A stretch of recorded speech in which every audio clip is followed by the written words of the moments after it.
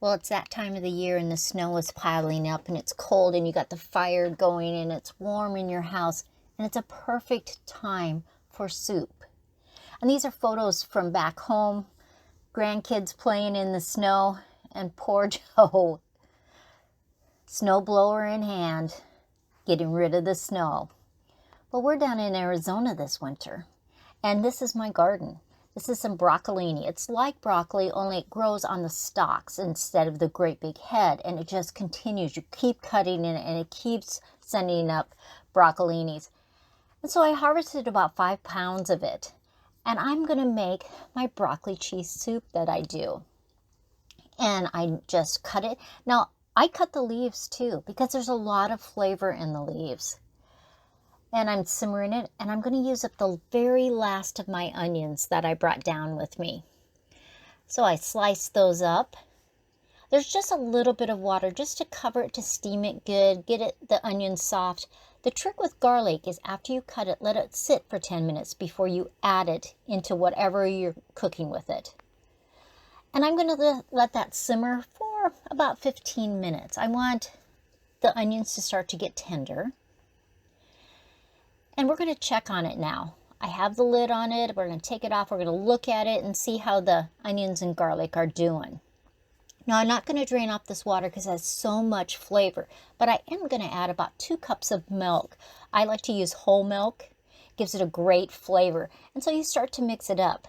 Now, at this point, you could send it through the blender or a food processor if you didn't want the chunks, but I like the chunks. Over in another pan, I'm melting a 1/2 cup of butter, and it's just over medium heat. And to that, I'm going to add a cup to 1.5 cups of flour, and I'm going to make my own roux. And this will really thicken up the soup. So I put some of the flour in. I'm going to mix it up. You can see I still have the burner on. When I add a little bit more flour, I'm going to turn the burner off, and I'm going to try to get all the lumps out of there. There might be a few, but when we put it in with the soup, it will be fine. We're going to put the last of that cup of flour in there. And it's going to get really thick at this point. I mean, extremely thick. See how that is?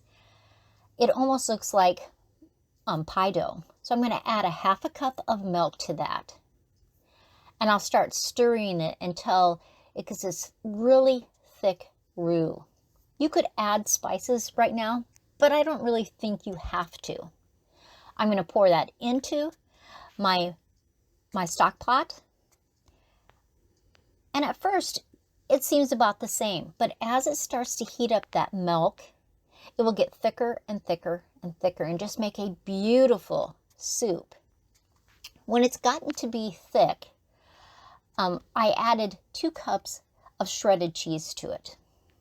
Would you have to add cheese? No. But I like that combination of broccoli and cheese, and it makes a wonderful soup. Now, you could put crackers in it. I love a thick, hard crust bread that you just dip into it and you eat it. It's such a wonderful soup on a cold winter's day. Even if you don't have your garden right now, get some broccoli and make your own soup.